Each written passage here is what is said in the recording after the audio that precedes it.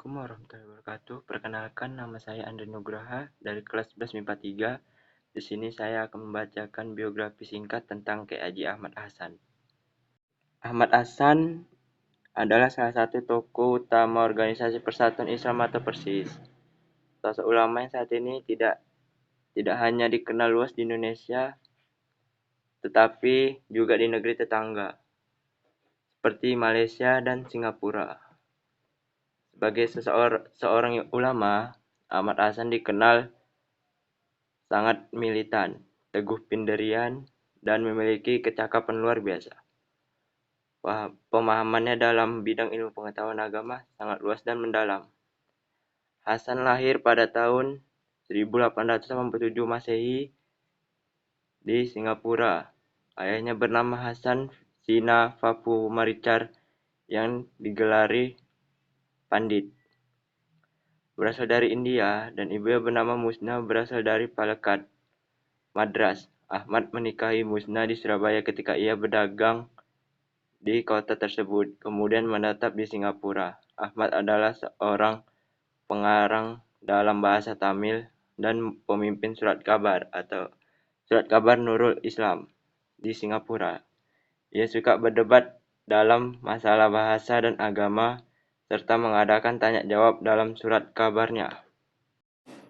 Selain itu, Ahmad Hasan juga banyak melahirkan tokoh besar di Indonesia, di antaranya Muhammad Nasir, Kiai Haji M. Isa Ansori, Kiai Haji E. Abdurrahman, dan Kiai Haji Rusyad Nurdin. Ia juga memberikan andil besar terhadap pemikiran keislaman Presiden Soekarno. Bung Karno suka meminta buku dan majalah karya Ahmad Hasan saat menjalani masa pembuangan oleh penjajah Belanda di Ende Flores. Surat-surat Bung Karno kepada Ahmad Hasan menjadi saksi akan kedekatan mereka. Meskipun sebelumnya di antara mereka terjadi perdebatan pemikiran berkepanjangan tentang Islam dan nasionalisme.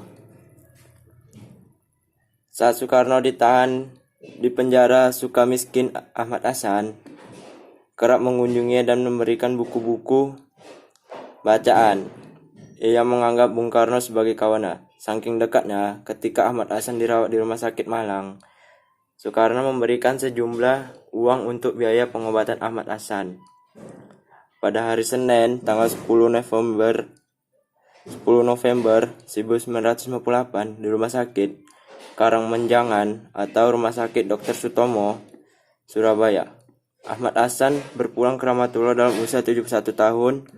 Ulama besar yang dikenal dengan Hasan Bandung ketika masih di Bandung atau Hasan Bangil sejak bermukim di Bangil, telah menorehkan sejarah baru dalam gerakan pemurnian ajaran Islam di Indonesia dengan ketegasan, keberanian, dan kepemimpinan. Pada tahun 1921 Masehi, Ahmad Hasan berangkat ke Surabaya, Jawa Timur untuk berdagang dan mengurus toko milik pamannya, yaitu Abdul Latif. Selain berusaha memajukan perusahaan tekstil pamannya, di kota ini ia memperoleh kesempatan untuk berkenalan dengan tokoh-tokoh pergerakan politik terkemuka dari Syarikat Islam seperti HOS, Ruaminoto, Haji Agus Salim, Bakri Sirwatmojo, dan Wondoa Misenu. Pada masa itu, Surabaya menjadi tempat pertikaian antara kaum muda dan kaum tua.